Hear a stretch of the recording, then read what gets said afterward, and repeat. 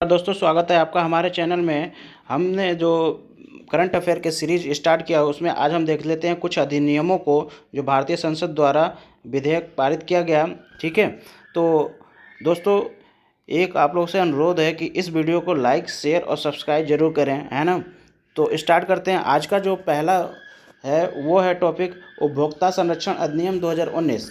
ठीक है, तो उपभोक्ता संरक्षण जो विधेयक है वो 2019 को 30 जुलाई 2019 को लोकसभा में और 6 अगस्त 2019 को राज्यसभा से पारित किया गया और 9 अगस्त 2019 को राष्ट्रपति की सहमति प्राप्ति हो गई। इसके कुछ तथ्य हैं, उसको देख लेते हैं। 20 जुलाई 2020 को उपभोक्ता संरक्षण अधिनियम 2019 लागू हो गया। तो कब लागू हुआ वो उपभोक्ता संरक्षण अधिनियम? तो ये है 20 जुलाई 2020 से। ठीक है, उपभोक्ता संरक्षण अधिनियम 2019 उपभोक्ता संरक्षण अधिनियम 1986 को प्रतिस्थापित करते हैं। ठीक है, इस अधिनियम के तहत केंद्र सरकार द्वारा उपभोक्ताओं के अधिकार को बढ़ावा देने, उनके संरक्षण प्रभावी बनाने के लिए केंद्रीय उपभोक्ता संरक्षण अधिनियम की स्थापना करना शामिल है। यह उपभोक्ता अधिकारों के उल्लंघन, अनुचित व्यापार प्रथाओं तथा भ्रामक विज्ञापनों से संबंधित मामलों को विनियमित करेगा। सीसीपीए के पास महानिदेशक के नेतृत्व में एक जांच विंग होगी जो इस तरह के उल्लंघन की पूछताछ या जांच कर सकेगी। झूठे या भ्रामक विज्ञापनों के लिए सीसीपीए किसी निर्माता या पृष्ठांकनकर्ता पर 10 लाख का जुर्माना या 2 वर्ष की कारावास आरोपित कर सकता है। बाद में किसी अपराध के लिए जुर्माने की राशि बढ़ाकर 50 लाख रुपये और 5 वर्ष की कारावास हो सकती है।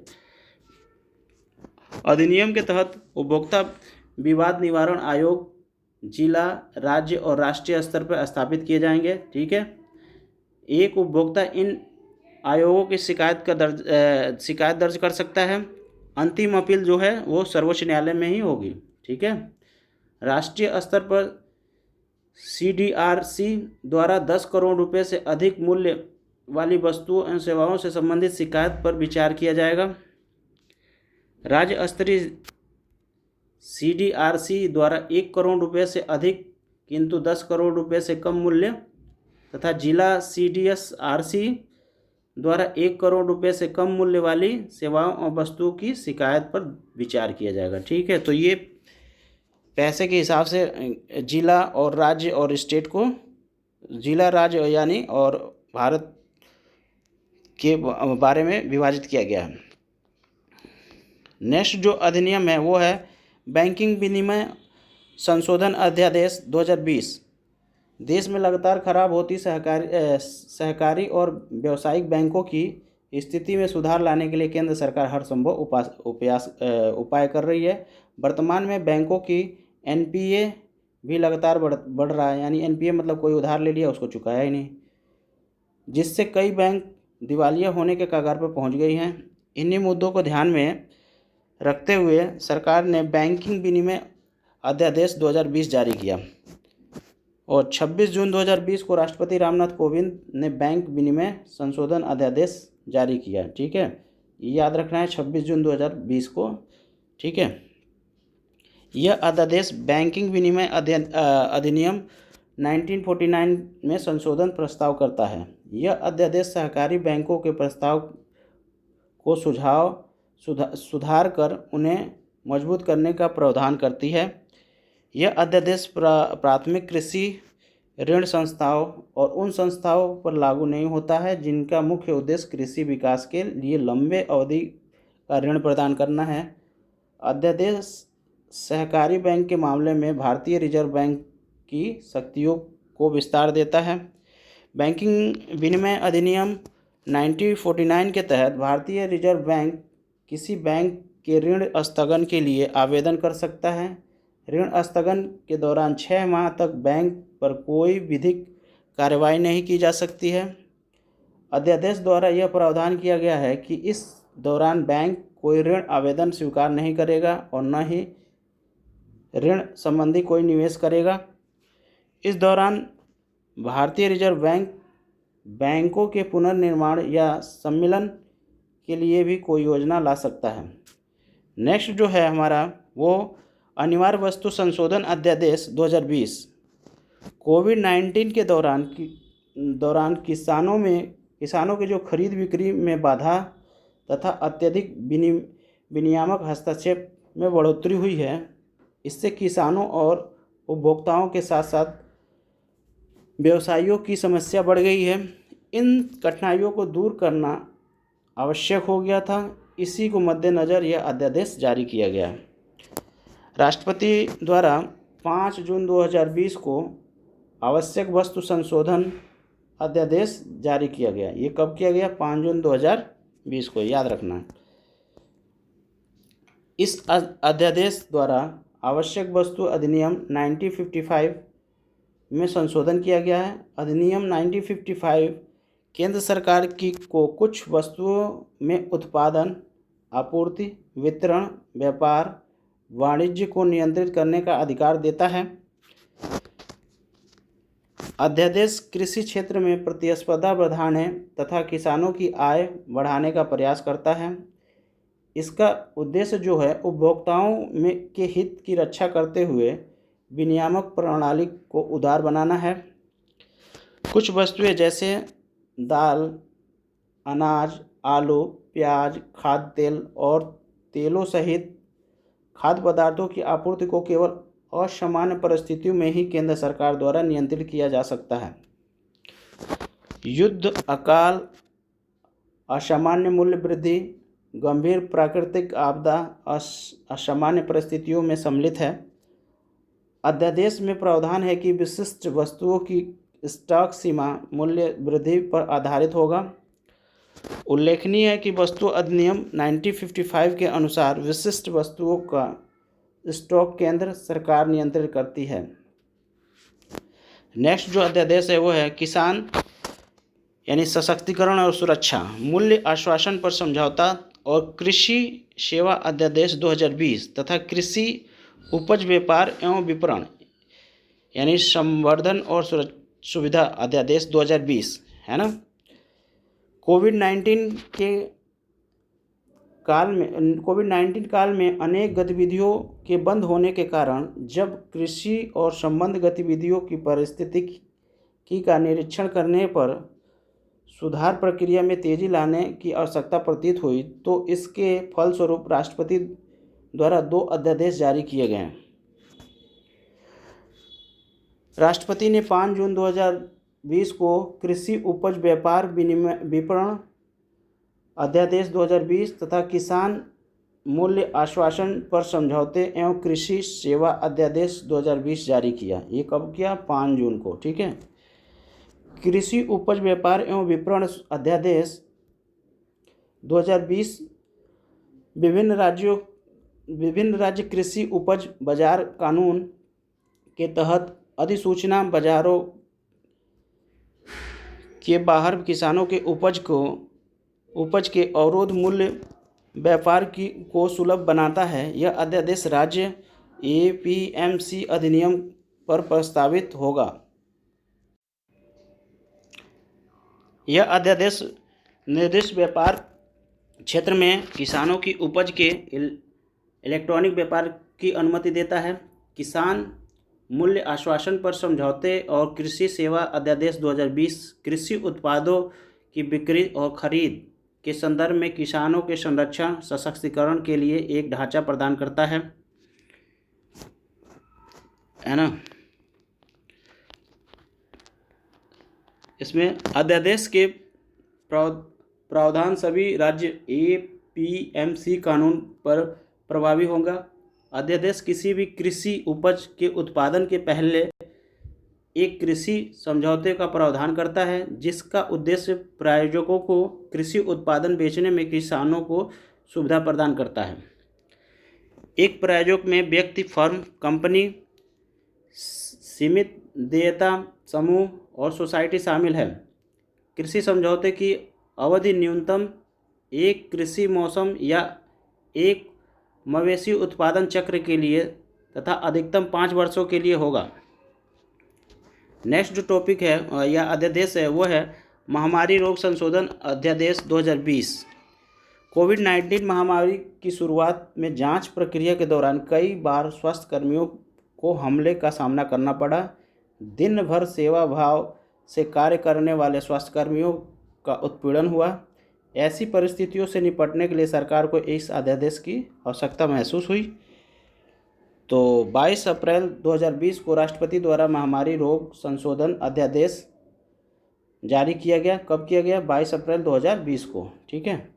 यह अध्यादेश महामारी रोग अधिनियम 1897 में संशोधन करता है। अधिनियम 1897 में खतरनाक महामारियों की रोकथाम से संबंधित प्रावधान है। अध्यादेश या अधिनियम 1897 में संशोधन करता है जिससे कि महामारी के दौरान सेवा कार्य कर रहे स्वास्थ्यकर्मियों के लिए सुरक्षा का प्रावधान किया जा सके। ऐसे बीमारियों के प्रसार को रोकने के लिए केंद्र सरकार की शक्तियों का विस्तार किया जा सके। अध्यादेश महामारी के दौरान देश भर के स्वास्थ्यकर्मियों और उनकी संपत्ति के संरक्षण का प्रावधान करता है।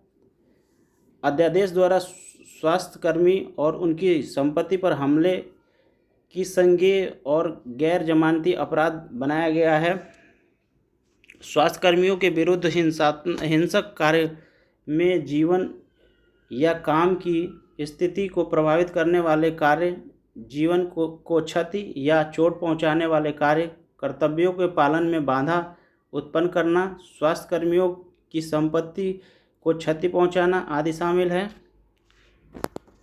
क्लिनिक अवस्थापन, क्वारंटाइन केंद्र, मोबाइल मेडिकल यूनिट, अन्य ऐसी संपत्ति जिससे स्वास्थ्य सेवा कर्मी का हित संबंध है आदि संपत्तियों में शामिल है। अध्यादेश द्वारा स्वास्थ्यकर्मियों के विरुद्ध गंभीर क्षतिकारक हिंसात्मक कार्य के लिए 6 माह से 7 वर्ष के कारावास और 1 लाख रुपये से 5 लाख रुपये के जुर्माने का प्रावधान किया गया है। जबकि स्वास्थ्य सेवा कर्मियों तथा उनकी संपत्ति को सामान्य रूप से नुकसान पहुंचाने पर 3 महीने से 5 वर्ष का कारावास तथा 50,000 से 2 लाख रुपये का जुर्माना हो सकता है। स्वास्थ्यकर्मियों अथवा उनकी संपत्ति को क्षति पहुंचाने पर दोषी व्यक्ति द्वारा मुआवजे का भुगतान करना पड़ेगा। मुआवजे का निर्धारण न्यायालय द्वारा किया जाएगा। मुआवजा क्षति के बाजार मूल्य का दोगुना होगा। दोषी व्यक्ति द्वारा मुआवजा न चुकाने की स्थिति में मुआवजे की राजस्व वसूली अधिनियम के अंतर्गत भू राजस्व बकाये के रूप में की जाएगी। पंजीकृत मामलों की जांच निरीक्षक या उससे उच्च रैंक वाले पुलिस अधिकारी द्वारा FIR पंजीकरण के 30 दिनों के भीतर पूरी की जाएगी। मुकदमे का विचारक 1 वर्ष के भीतर समाप्त करने का प्रावधान किया गया है। निवारक समाप्ति में 1 वर्ष से अधिक समय लगने पर न्यायाधीश को विलंब का कारण लिखना होगा और विलंब की दशा में विचारण की अवधि मात्र 6 माह तक बढ़ाई जा सकती है। नेक्स्ट जो अधिनियम है वो है केंद्रीय संस्कृत विश्वविद्यालय अधिनियम 2020। केंद्रीय संस्कृत विश्वविद्यालय विधेयक 12 दिसंबर 2019 को लोकसभा द्वारा 16 मार्च 2020 को राज्यसभा द्वारा पारित किया गया। ठीक है। यह अधिनियम संस्कृत भाषा को पुनर्जीवित करने के लिए संसद द्वारा पारित किया गया है। यह अधिनियम 3 मानद विश्वविद्यालय को केंद्रीय संस्कृत विश्वविद्यालय का दर्जा दिया जाएगा। 25 मार्च 2020 को राष्ट्रपति की स्वीकृति के पश्चात यह विधेयक अधिनियम बन गया है ना। कब? 25 मार्च 2020 को। यह अधिनियम द्वारा राष्ट्रीय संस्कृत संस्थान नई दिल्ली, श्री लाल बहादुर शास्त्री राष्ट्रीय संस्कृत विद्यापीठ नई दिल्ली एवं राष्ट्रीय संस्कृत विद्यापीठ तिरुपति को केंद्रीय संस्कृत विश्वविद्यालय में परिवर्तित किया जाएगा। इन विश्वविद्यालयों में संस्कृति भाषा का अध्ययन, अध्यापन और अनुसंधान को प्रोत्साहन किया जाएगा। सबसे पहले इन 3 विद्यालयों का नाम फिर से एक बार देख लेते हैं। राष्ट्रीय संस्कृति संस्थान नई दिल्ली है ना, श्री लाल बहादुर शास्त्री राष्ट्रीय संस्कृत विद्यापीठ, ये भी नई दिल्ली में है। और तीसरा जो है राष्ट्रीय संस्कृत विद्यापीठ तिरुपति, है ना, को केंद्रीय संस्कृत विश्वविद्यालय में परिवर्तित किया जाएगा। इस बात को हमें ध्यान रखना है। संस्कृत भाषा के ज्ञान के प्रसार तथा संस्कृत भाषा को और अधिक उन्नत बनाने पर जोर दिया जाएगा। मानविकी, सामाजिक विज्ञान, विज्ञान के एकीकृत पाठ्यक्रम का विशेष प्रावधान उक्त तीनों संस्थानों में किया गया है। अधिनियम संस्कृत भाषा और उससे संबद्ध विषयों के समग्र विकास और संरक्षण के लिए लोगों को प्रशिक्षित करने का प्रावधान करता है। उक्त संस्थान पाठ्यक्रम की रूपरेखा तैयार करेगा और प्रशिक्षण कार्यक्रमों का आयोजन करेगा। उक्त संस्थानों द्वारा डिग्री, डिप्लोमा, प्रमाण पत्र प्रदान किया जाएगा। दूरस्थ शिक्षा प्रणाली के माध्यम से सुविधा प्रदान कराई जाएगी। विश्वविद्यालय में एक कार्यकारिणी परिषद का गठन का प्रावधान किया गया है, जिसमें केंद्र द्वारा नियुक्त कुलपति समेत 15 सदस्य होंगे। कुलपति कार्यकारी परिषद का अध्यक्ष होगा। और इसमें जो नेक्स्ट अधिनियम है वो है प्रत्यक्ष कर विवाद से विश्वास अधिनियम 2020, है ना। इसमें क्या है, प्रत्यक्ष कर विवाद विश्वास विधेयक 2020 को वित्त मंत्री निर्मला सीतारमण द्वारा 5 फरवरी 2020 को लोकसभा में पेश किया गया। लोकसभा द्वारा 4 मार्च 2020 को तथा राज्यसभा द्वारा 13 मार्च 2020 को पारित कर दिया गया। 17 मार्च 2020 को राष्ट्रपति द्वारा स्वीकृत के बाद यह विधेयक अधिनियम बन गया। ठीक है। इस अधिनियम का उद्देश्य प्रत्यक्ष कर संबंधी विवादों के समाधान के लिए एक तंत्र प्रदान करना है। विवाद से विश्वास योजना का उल्लेख वित्त मंत्री निर्मला सीतारमण ने वर्ष 2020 और 21 के बजट में किया था। अधिनियम में समाधान प्रक्रिया का प्रावधान है, जिसके अंतर्गत अपीलार्थी लंबित प्रत्यक्ष कर विवादों का समाधान शुरू करने के लिए निर्दिष्ट प्राधिकरण में घोषणा दायर कर सकेगा। इस घोषणा के आधार पर निर्दिष्ट प्राधिकरण अपीलार्थी द्वारा देय राशि निर्धारित कर सकेगा। साथ ही घोषणा प्राप्ति के 15 दिन के भीतर एक प्रमाण पत्र देगा, जिसमें देय राशि का विवरण होगा। प्रमाण पत्र प्राप्ति के 15 दिन के भीतर उक्त राशि भुगतान करना होगा। आयकर आयुक्त या उससे ऊपर के रैंक के किसी अधिकारी को प्रधान मुख्य आयुक्त प्रस्तावित संसाधन प्रबंधन प्रक्रिया के लिए निर्दिष्ट प्राधिकरण बनेगा। नेक्स्ट जो अधिनियम है वो है खनिज विधि संशोधन अधिनियम 2020। भारतीय कोयला और खनन क्षेत्र में कारोबार की सुगमता बनाने के लिए संसद द्वारा खनिज विधि संशोधन 2020 पारित किया गया। यह खान और खनिज अधिनियम 1957 और कोयला खान विशेष प्रावधान अधिनियम 2015 में संशोधित किया करता है। 13 मार्च 2020 को राष्ट्रपति की अनुमति मिलने के बाद राष्ट्रपति विधि संशोधन विधेयक अधिनियम बन गया, है ना। इस संशोधन अधिनियम द्वारा खनिज विधि संशोधन अध्यादेश 2020 प्रस्तावित किया गया है, जो 10 फरवरी 2020 से प्रभाव में था। अधिनियम द्वारा ऐसी कंपनियों जिसका भारत में खनन का अनुभव नहीं है उन कंपनियों के लिए कोयला लिग्नाइट ब्लॉक की नीलामी में भाग लेने की छूट प्रदान की गई है। अधिनियम एक नए प्रकार की लाइसेंस प्रस्ताव करता है, जिसे पूर्वेक्षण सह खनन पट्टा कहा जाएगा। यह पूर्वेक्षण खनन गतिविधियां दोनों के लिए एक समग्र लाइसेंस होगा। खदानों ब्लॉकों के पट्टे की अवधि की समाप्ति के पहले ही राज्य सरकार द्वारा नीलामी प्रक्रिया शुरू की जा सकेगी, है ना।